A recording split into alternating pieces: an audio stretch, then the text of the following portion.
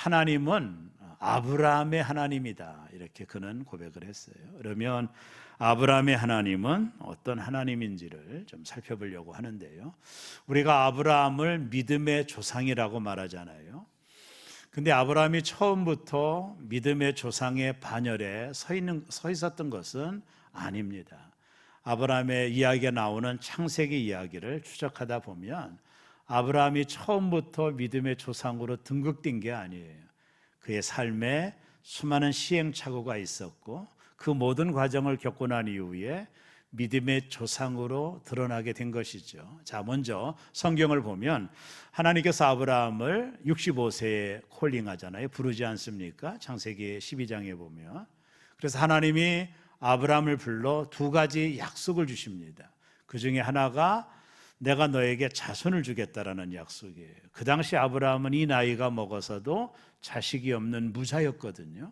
근데 그런 아브라함에게 내가 너에게 자식을 줄 거다. 아니, 하늘의 별과 같이 바다의 모래와 같은 자손을 허락하실 것이다. 여러분, 아브라함이 얼마나 기뻤을까요? 또 하나, 하나님은 아브라함에게 내가 밟는 모든 땅을 너에게 줄 것이다. 여러분, 구약의 복이라고 하는 개념은 두 가지죠. 그건 뭐냐면 자식이 복이었고 그리고 땅이 복이었어요. 그게 구약의 복에 대한 개념이거든요.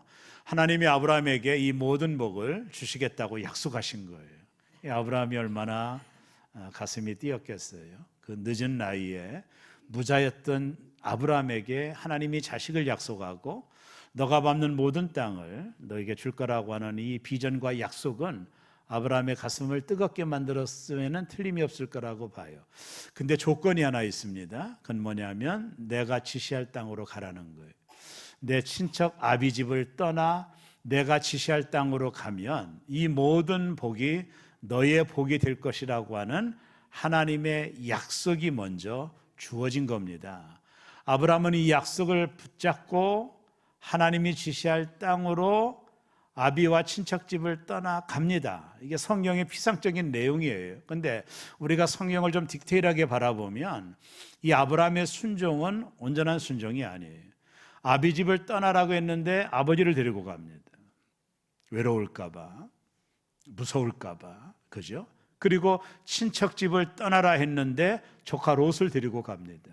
자식이 없었기에 자식처럼 의지하는 롯이 있으면 자신이 떠나는 이 행렬에 좋을 거라고 생각했던 아브라함은 롯을 데리고 하나님이 약속한 땅으로 가는 거예요. 온전한 순종이 아니죠. 저는 그 장면을 보면서 이게 히브리어 원어를 가지고 보면 더 자세한 내용들이 나오는데 아브라함의 순종은 피상적으로는 순종한 것 같죠. 그러나 디테일하게 찾아보면 아브라함의 순종은 완전한 순종이 아니에요. 그도 하나님께 순종했다고 하지만 완벽한 순종은 아니었다라는 것을 발견하게 됩니다. 어쨌든 아브라함이 하나님의 말씀을 듣고 이제 가나안 땅을 향하여 가게 되지 않습니까? 가나안 땅에 도착했던 아브라함이 흉년을 만났어요. 그때는 아브라함이 자식을 얻었을 때입니다. 100세에 흉년을 만나가지고 살 길이 막막했던 아브라함이 애굽이라고 하는 그 먼 길로 흉년을 피하여 양식을 얻기 위하여 일가를 데리고 애굽으로 가게 됩니다. 근데 아브라함의 생각에는 걱정이 하나가 있었는데 애굽으로 가면 애굽 사람들이 자신의 아내가 너무 이뻐서 아내를 빼앗으면 어떻게 할까 걱정이 된 거예요. 더군다나 바로가 자신의 아내를 취하면 어떻게 될까 이게 걱정스러웠던 아브라함이 아내 사례를 불러놓고 이렇게 말합니다. 여보, 우리가 지금 애굽으로 내려가야 되는데 양식이 없어서 그 애굽 땅에 갔을 때 사람들이 당신을 보고 누구냐고 물어보면 나의 누이라고 해라. 아브라함이 그렇게 아내에게 치졸한 방법을 일러줍니다. 자신의 목숨을 구하기 위해서 윤리적인 것을 떠나 치졸하게 아내에게 말 같지 않은 부탁을 하게 된 겁니다. 자, 그러고 나서 애굽으로 내려갔어요. 그 아브라함의 예언대로 신하들이 바로 왕에게 지금 가나안에서 온 어떤 사람이 있는데 그 사람의 아내가 너무나도 이쁘더라 이렇게 얘기를 했어요. 그때 바로가 야, 데리고 와라. 내가 그 여자를 내 후궁으로 삼겠다. 이렇게 말을 한 거예요. 근데 아브라함은 아무것도 어떻게 할 수가 없어요. 그래서 이 누이라고 알았던 바로 왕은 그 아내를 사례를 데려오는 조건으로 많은 금은보화를 아브라함에게 줍니다. 아브라함이 부자가 됐지만 이게 자신의 힘으로는 어쩔 수 없는 상황에 직면한 거예요. 이제는 아내를 빼앗기는 상황에 놓인 겁니다. 야, 여러분, 사라가 바로의 후궁이 되면 하나님의 그 약속은 어디로 가는 겁니까? 아브라함은 아무런 손을 쓸 수가 없었어요. 왕의 권세와 힘 앞에 자신이 할 수 있는 것은 nothing, 아무것도 없었어요. 그러던 차에, 그냥 가슴만 조이고 있었던 차에 하나님이 바로가 살고 있는 애국궁에 큰 전염병을 내립니다. 전혀 경험해 보지 못한 전염병을 만나요.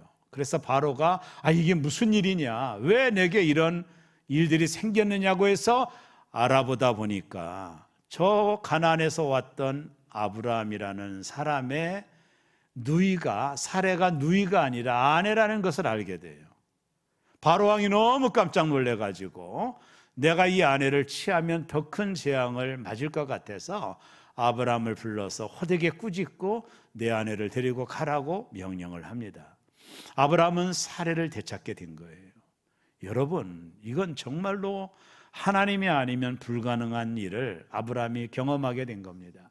그때 아브라함이 가나안 땅으로 돌아오면서 뭘 깨닫게 됐느냐 하면, 야, 하나님은 능치 못함이 없는 분이구나. 하나님은 전능하신 분이구나. 자신의 경험과 체험으로 하나님을 온전히 신뢰하게 돼요. 그 증거가 뭐냐면 아브람과 롯의 식솔들이 목축지 문제로 갈등이 벌어질 때입니다. 목축지가 많지 않았던 팔레스타인 땅에 아브라함의 종들과 롯의 종들이 갈등을 일으킨 거예요. 양을 좋은 목축지를 주기 위해서 싸움이 벌어지니까 아브라함이 롯을 부르죠. 야, 롯아, 네가 어디로 가든지 떠나가라. 이제 우리가 떠나갈 때가 된 것 같다. 네가 좌하면 나는 우할 것이다. 아브라함은 롯에게 선택권을 양보를 해요. 여러분, 아브라함이 어리석어서 그랬을까요? 아니, 목축하는 사람들이 어느 지역이 상당히 중요하잖아요. 롯이 선택했던 소돔 고모라 지역은 수풀이 많은 목축하기에 최적화된 도시거든요. 아브라함이 거기를 먼저 선택할 수도 있는데 아브라함은 그렇게 하지 않고 롯이 거기를 선택한 다음에 아브라함은 동쪽으로 더 가거든요. 아브라함이 왜 그런 선택을 했을까요? 아브라함이 아는 게 있었어요. 우리 하나님은 불가능한 일이 없는 분. 하나님은 생사화복을 주관하시는 분. 목축지의 질과 양에 따라 복을 받는 것이 아니라 나에게 복을 주실 수 있는 분은 어떤 지역이 있는 상황이 아니라 하나님이라는 사실을 아브라함은 애굽의 사건을 통해서 분명하게 깨닫고 돌아온 거예요. 그러니 양보할 수 있었던 거예요. 나는 하나님을 택하겠다라는 거예요. 하나님이 생사화복을 주관하시고 하나님이 복의 근원이요 하나님만이 나에게 복을 주실 수 있는 분이라는 것을 아브라함이 믿었던 거죠. 그러고 나서 2일 후에 오늘 본문이 진행이 됩니다. 그리고 시간이 지났습니다. 얼마간의 시간이 지났는지 내가 볼 때는 한 25년의 시간이 지났어요. 그때 이삭도 25살의 청년이 되었어요.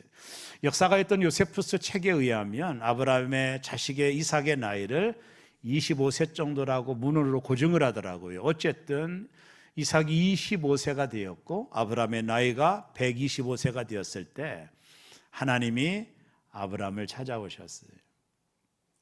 하나님이 보실 때는 하나님이 주신 선물을, 이삭을 선물을 주신 분보다 더 사랑했던 것 같아요. 아브라함이. 그도 그럴 것이지 100세 얻은 자식, 눈에 넣어도 아깝지 않을 자식을 얼마나 애지중지하며 키웠겠어요. 충분히 이해가 되는 내용이에요. 근데 하나님이 좀 질투하셨어요.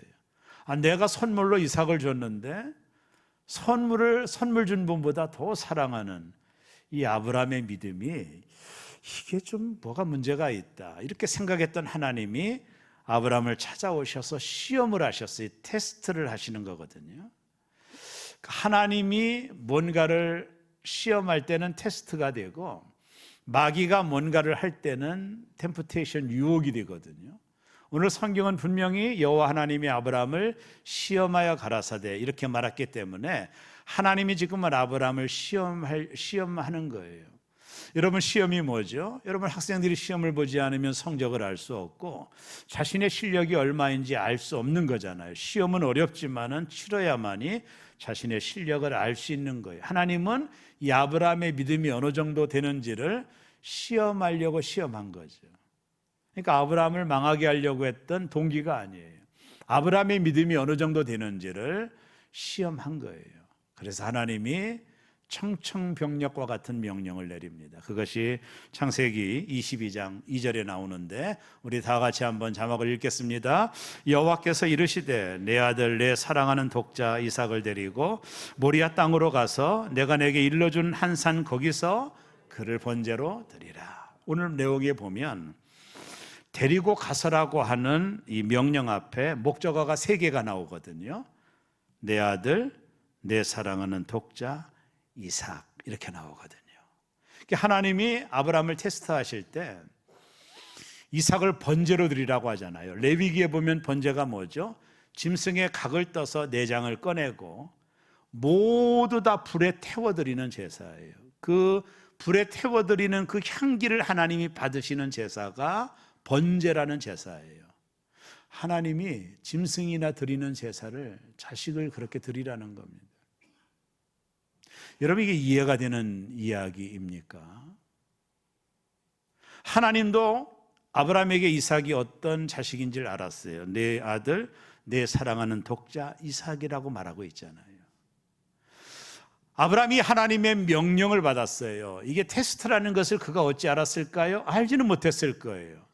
아브라함을 시험하시려고 하나님이 주신 명령. 근데 히브리서 원문을 제가 설교를 준비하며 깊이 읽어봤더니 이건 명령이 아닙니다. 히브리서를 보면은 이런 거예요. 하나님이 아브라함을 조용히 찾아오셨어요. 원문을 가지고 보는 겁니다. 그리고 아브라함의 귀에 대대가 이렇게 말합니다. 아브라함아, 내 아들 독자를 나를 위해서 드릴 수 있겠니? 라고 물어보는 거예요. 이게 히브리어 원문의 정확한 해석입니다.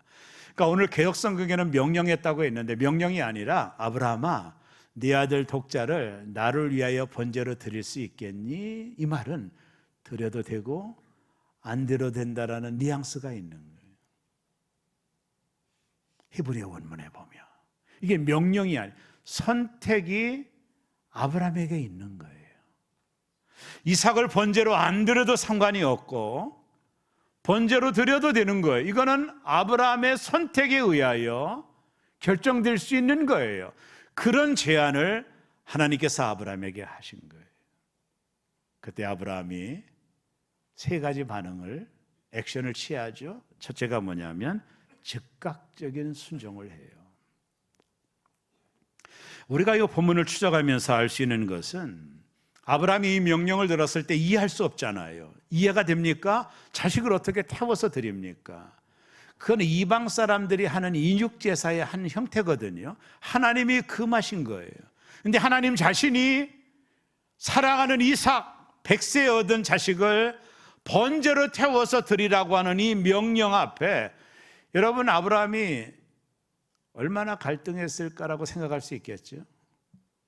근데 어떤 주경학자들은 아브라함은 갈등하지 않았다라는 거예요. 그 내용을 어떻게 알 수 있느냐 하면 아침에 일찍 일어난 것이 그 증거라는 겁니다.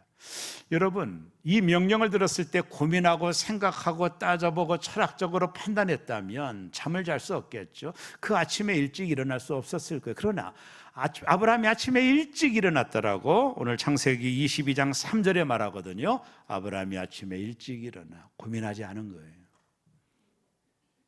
여러분, 이게 고민이 안 되나요? 그리고 언제 이삭을 드리라고 하는 기한도 정해져 있지 않아요. 한 달 뒤에 할 수도 있는 거거든요. 근데 그 다음 날 아침 일찍이 아브라함은 순종해요. 이유가 뭘까요? 늦어지면 더 순종하기가 어려운 거예요. 오늘 본문을 추적하며 아브라함에게 배울 수 있는 특징 하나가 뭔지 아세요? 아내하고도 상의하지 않아요.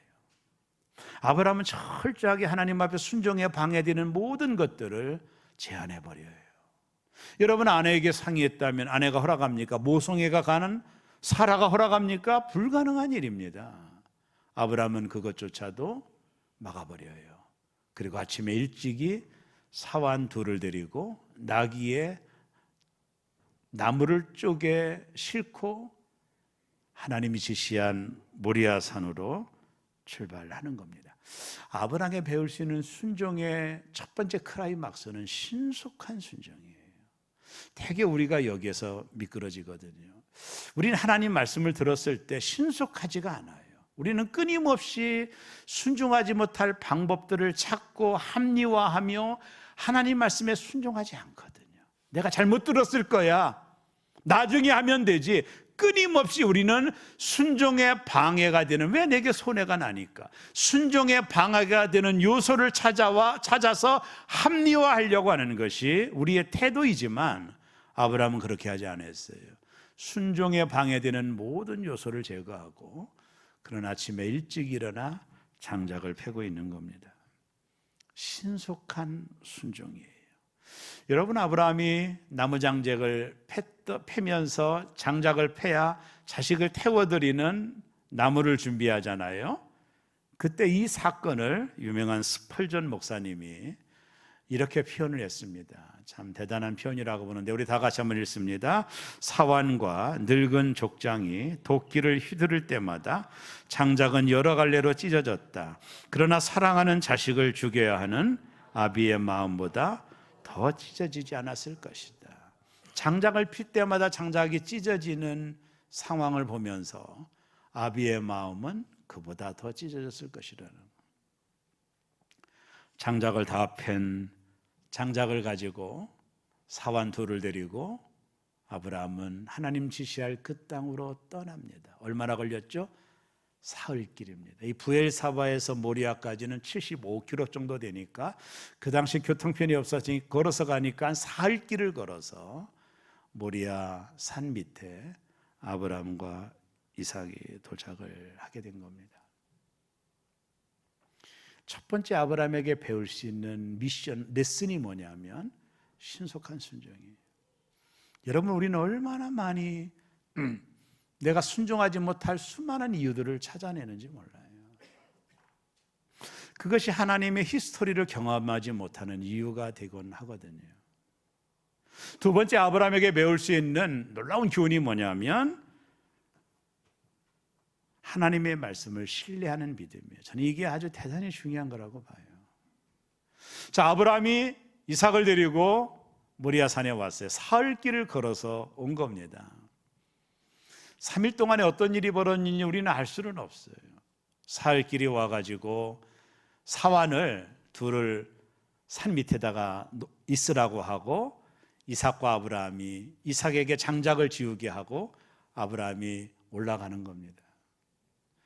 철저하게 순종에 방해되는 요소를 제거하죠. 사환 둘을 데리고 올라갔더라면 그 사환들이 말리지 그냥 놔두겠습니까?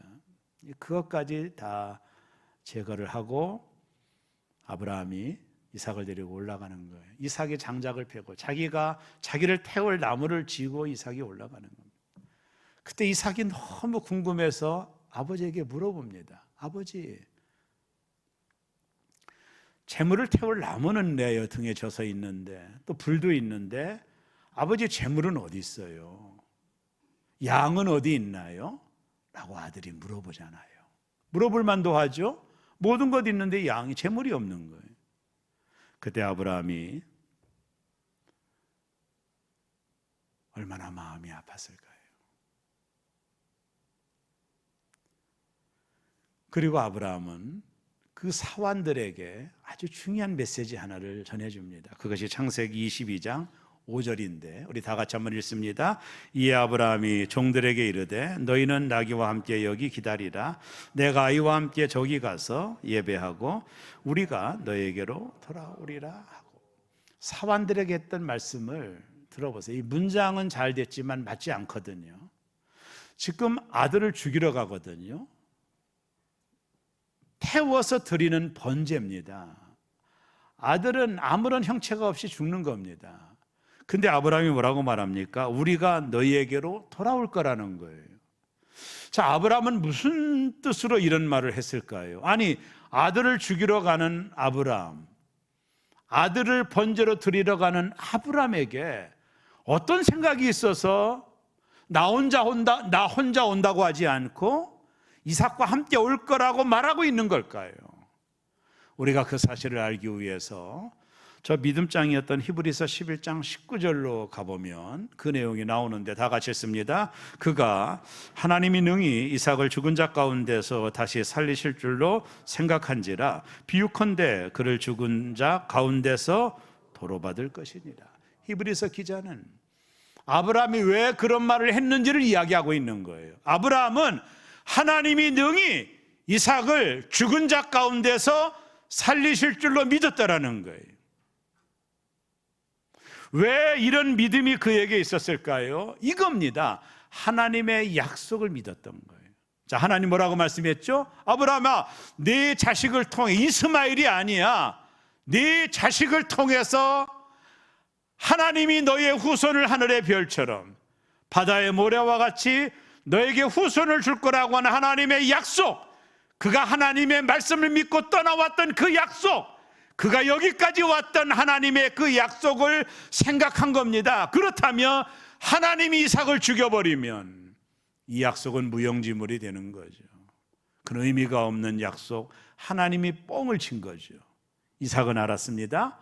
내가 그 배에서 보니까 하나님은 살아계시고 신실하게 약속을 지키는 분인데 내가 이삭을 죽이더라도 하나님이 이삭을 반드시 살릴 것은 하나님이 나에게 주셨던 이 자손에 대한 약속이 있었기에 하나님은 그 약속을 지킬 거예요. 이삭을 내가 죽이더라도 하나님은 반드시 살려내서 나에게 주셨던 그 약속을 이루실 하나님을 믿었다라는, 죽은 자를 살리실 하나님을 믿은 거죠. 그래서 사환들에게 그렇게 말을 하고 있는 겁니다. 오늘날 아브라함이 이 땅에 와서 복음성가 중에 가장 좋아하는 복음성가가 뭐냐고 우리가 묻는다면 아브라함은 이런 찬송을 좋아했을 거예요. 주님 말씀하시면 내가 나아가리라. 주님 뜻이 아니면 내가 멈춰서리라. 나의 가고 서는 것 주님 뜻에 있으니 오 주님 나를 이끄소서. 뜻하신 그곳에 나 가기 원합니다. 이끄시는 대로 순종하며 살겠습니다. 아브라함은 하나님의 약속을 신실하게 믿었어요. 이것이 우리가 이 땅을 살아가는 삶에 요동하지 않는 이유입니다. 우리가 하나님의 시험을 통과하는 이유입니다. 하나님은 신실하셔서 나에게 주신 약속을 반드시 이룰 거라고 하는 그 하나님을 믿는 믿음만이 하나님의 테스트를 통과할 수가 있는 거예요. 마지막 세 번째는 그는 위험한 순종을 한 거예요. 이 부분을 원문을 가지고 보면 진짜 중요한 본문이에요. 자, 아브라함이 이삭을 데리고 들과 함께 모리아산으로 올라가잖아요. 그리고 이삭을 결박합니다. 이삭이 물어보거든요. 아버지 재물은 어디 있냐고. 네가 재물이야. 그때 이삭의 나이가 25이라면 아브라함의 나이가 125세라면 이 청년 이삭을 아브라함이 컨트롤할 수가 없어요. 잡아 죽인다는데 이삭이 가만히 있습니까? 우리 아버지가 노망이 났나 봐. 그럴 수도 있는 상황 아닙니까? 근데 아브라함이 말합니다. 이삭아, 내가 너 사랑하는 거 알지? 예, 아버지 압니다. 근데 내가 하나님을 더 사랑해. 나를 너무나도 사랑하는 하나님이 너를 제물로 드리래. 그때 이삭이 예, 아버지 제가 순종하겠습니다. 이삭은 스스로 제단에 올라간 거예요. 아버지가 올린 게 아닙니다. 여기에 이삭의 아버지를 향한 온전한 순종이 있는 거예요. 저는 성경을 연구하면서 왜 하나님이 이삭에게 복에 복을 주셨을까? 가뭄에도 100배를 거두게 하셨을까? 이삭이 한 일은 우물을 파는 것밖에 없거든요. 하나님이 이 장면, 이삭의 반응을 오랫동안 기억하셨던 것 같아요.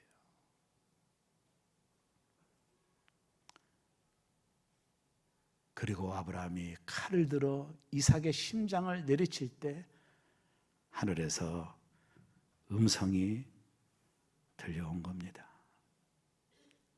창세기 22장 12절에 나옵니다. 우리 다 같이 읽습니다. 사자가 이르되 그 아이에게는 손을 대지 말라, 그에게 아무 일도 하지 말라. 내가 내 아들 내 독자라도 내게 아끼지 아니하였으니 내가 이제야 내가 하나님을 경외하는 줄을 아노라. 하나님의 음성이 들려왔던 포인트를 보세요. 여러분, 아브라함이 이삭을 데리고 떠날 때 하나님 음성이 들려온 게 아니에요. 이삭을 데리고 3일 길을 걸어갔을 때 하나님의 음성이 들려온 게 아니에요. 그 타이밍을 보라는 거예요. 사환 둘을 데리고 모리아산에 올라갈 때도 하나님의 음성이 들려온 게 아니에요. 이 히브리어 원어를 가지고 추적하다 보면, 그리고 이삭을 제단에다가 묶을 때 하나님의 음성이 들려오지 않았어요. 하나님의 음성은 언제 들려왔느냐 하면 칼을 들어 이삭의 심장을 내리칠 때 들려온 거예요. 이거는 하나님의 음성이 들려왔던 타이밍이 언제죠? 위험한 순종을 할 때예요. 아브라함은 끝까지 순종을 하고 있는 거예요.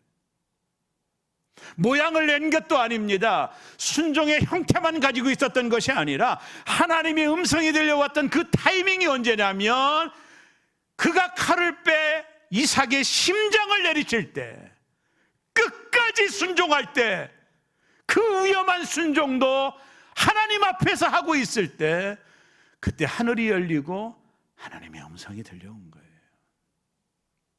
아브라함아 아브라함아 2번씩 부르죠. 네 자녀에게 아무것도 하지 말라. 그러면서 하나님이 네 아들 내 독자라도 내게 아끼지 아니하였으니 내가 이제야 내가 하나님을 경외하는 줄 아노라. 아브라함아, 시험 합격했다.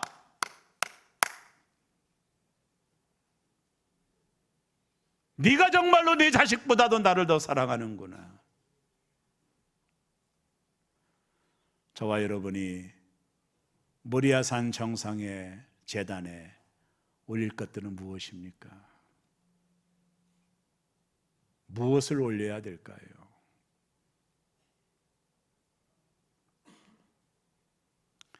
아브라함이 눈을 들었습니다. 수풀에 걸린 순양을 보았지요. 아브라함이 그 순양을 잡아 하나님 앞에 번제로 드렸어요. 이 순양은 하나님 자신을 위하여 준비한 양이었어요.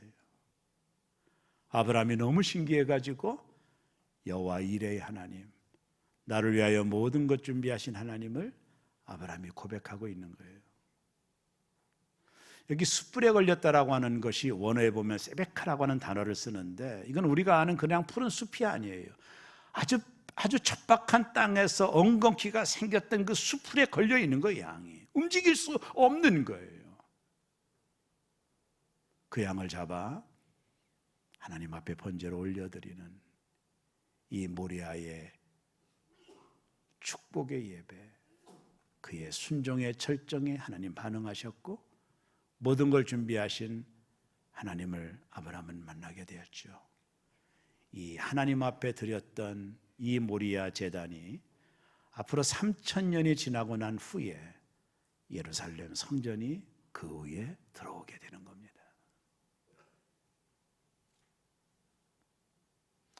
아브라함은 여호와 이레의 하나님을 만났습니다. 모든 것 준비하신 하나님을 만났습니다. 언제요? 그가 말씀을 신뢰하고 위험한 순종까지 했을 때입니다. 그에게 하나님의 음성이 들려오게 된 것이죠. 저는 오늘 말씀을 보면서 나에게 적용해 봤어요. 내가 제단에 올려야 될 것은 무엇인지, 내가 이것보다도 하나님을 더 사랑한다라고 고백할 수밖에 없는 그 올려야 될 제단에 올려야 될 것은 무엇인지를 생각해 보았어요. 사랑하는 여러분, 여호와 이레의 하나님, 나를 위하여 모든 것 준비하신 하나님은 그냥 얻어지는 게 아니죠. 순종, 그 위험한 순종까지 가는 자에게 하나님은 나를 위하여 모든 것 준비하신 하나님을 만나게 하시는 거죠.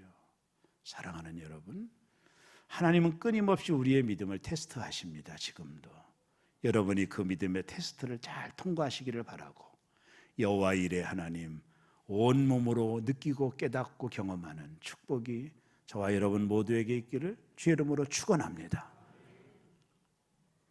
믿음은 순종입니다. 기도하겠습니다.